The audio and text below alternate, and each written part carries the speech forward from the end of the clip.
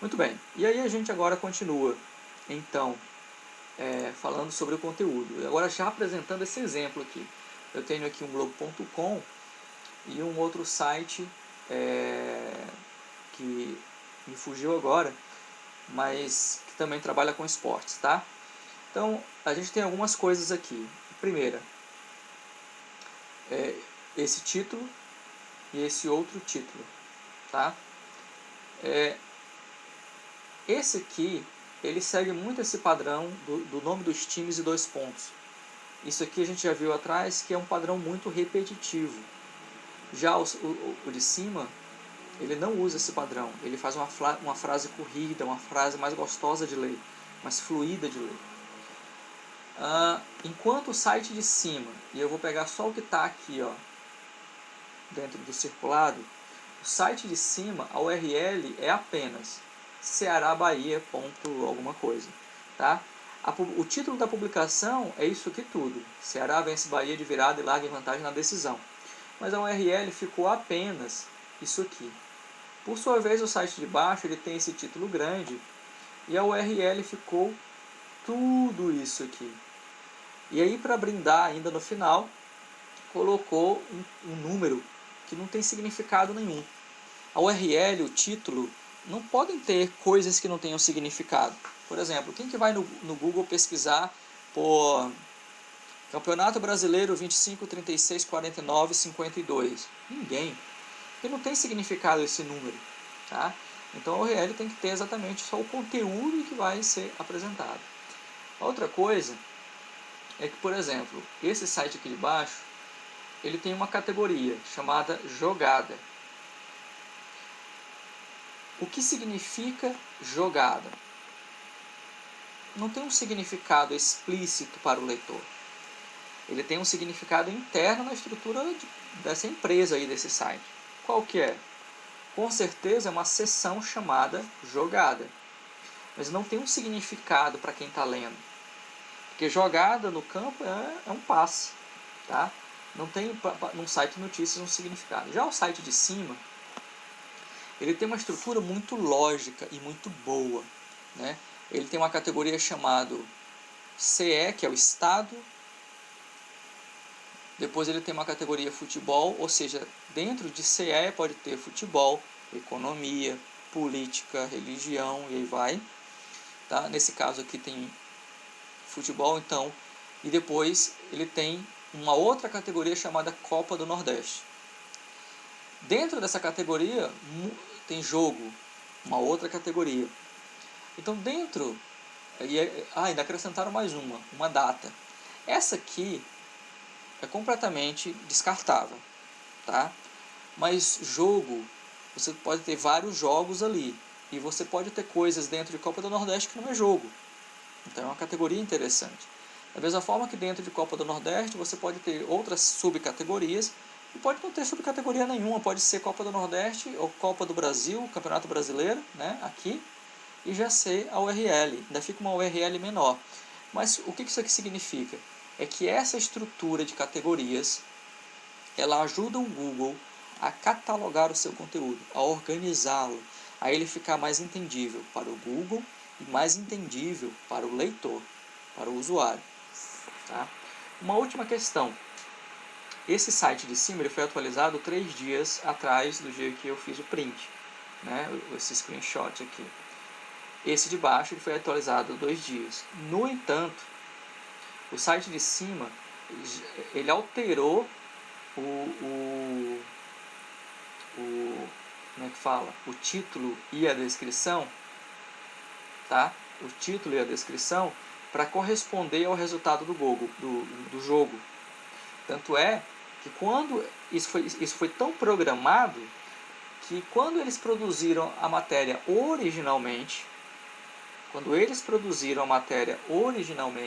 eles já definiram que o título era apenas esse aqui, Ceará Bahia. Antes do jogo já era esse endereço.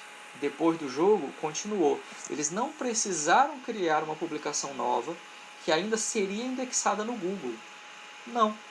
Eles já tinham uma publicação indexada no Google, que era essa aqui, de 4 ou 5 dias antes, né?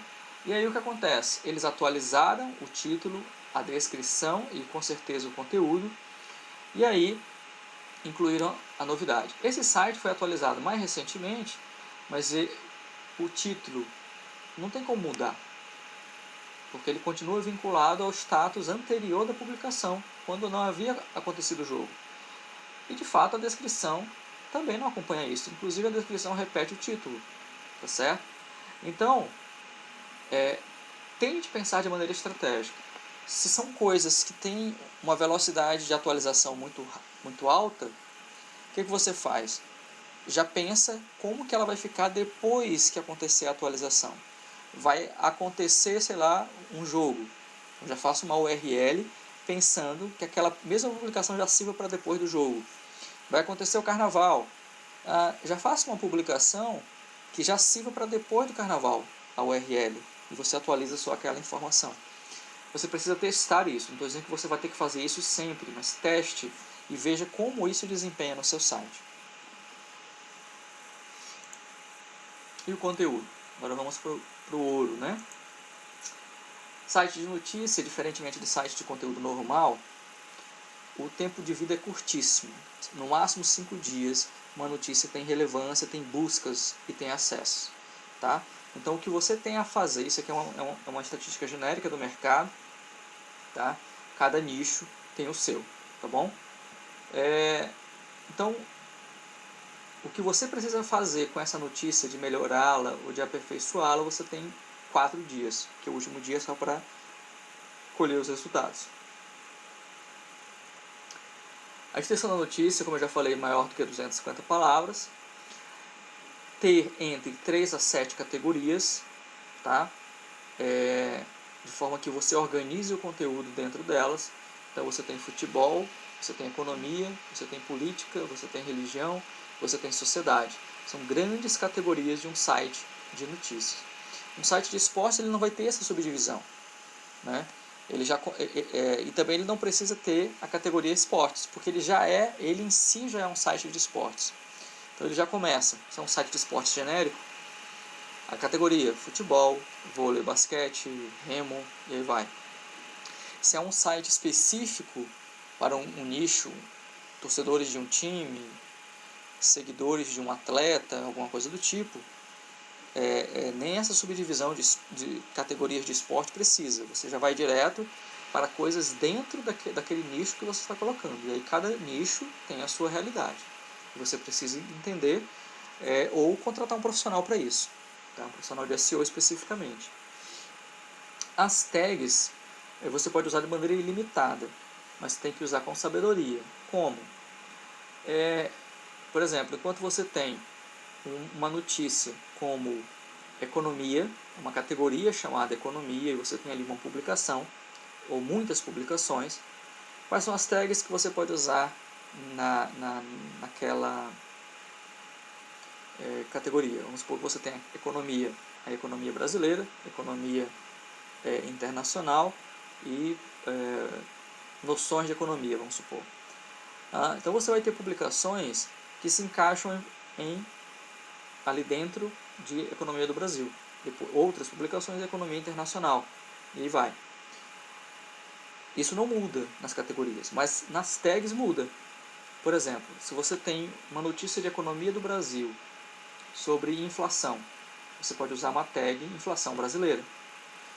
Uma notícia sobre a economia brasileira, que é sobre aumento de emprego. Você pode ter uma tag mercado de trabalho no Brasil. Essa tag mercado de trabalho ela pode ser aproveitada em várias categorias diferentes. Então você tem mercado de trabalho na economia brasileira e você tem mercado de trabalho na economia mundial. Tá? Então a mesma tag ela linka artigos, notícias que estão em categorias diferentes. Tá? Uma sugestão é o seguinte: o vocabulário que você vai usar na sua publicação é um vocabulário de equivalente a uma pessoa de 6ª série. Ou seja, é um vocabulário que não é tão rebuscado, é um vocabulário simples e de fácil entendimento. Tá? Usar negritos. Aquela publicação agora há pouco que a gente tinha da Wikipedia, né? a gente tinha isso aqui.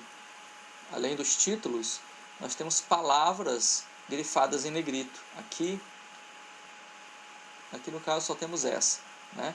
Mas palavras grifadas em negrito, palavras... esse aqui ficou bem fraco, tá? Mas é importante você ter palavras em negrito ao longo do texto, tá? De forma que a pessoa faça o que chama de escaneamento. Ela vá ler o texto e aí ela não precisa ler o texto inteiro, todas as frases, todas as linhas. Ela vá pulando de negrito em negrito, de sublinhado em sublinhado, de colorido em colorido, e aí ela consegue ter uma noção geral do conteúdo. Se ela quiser continuar lendo, ela pode ler o conteúdo inteiro ou já ler uma próxima publicação que você recomendar a ela, tá?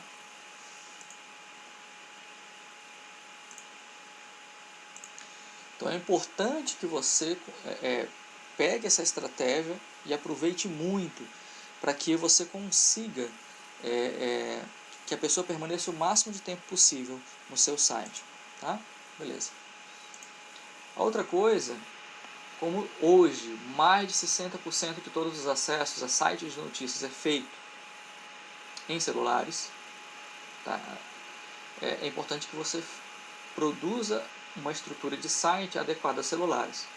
A principal que eu diria hoje, além de ser responsivo, ele se adequar perfeitamente a todos os tamanhos de tela, é uma fonte de pelo menos 16, eu particularmente gosto de 18, tá? Para o corpo do texto. Parágrafos até 3 linhas, nada de parágrafos grandes e com espaços em branco entre os parágrafos. Vou exemplificar isso aqui, ó. O que fica melhor?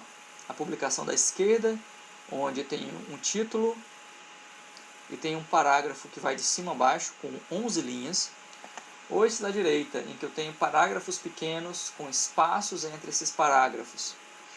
Com certeza é mais interessante ler o texto da direita do que esse outro aqui.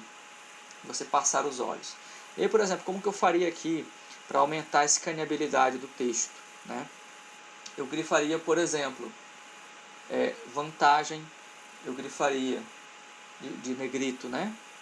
Guto Ferreira, que é o nome do técnico, né? Eu grifaria o nome do campeonato. Aí eu já iria para o próximo parágrafo, né? Jogamos bem, né? Superar esse Bahia, né?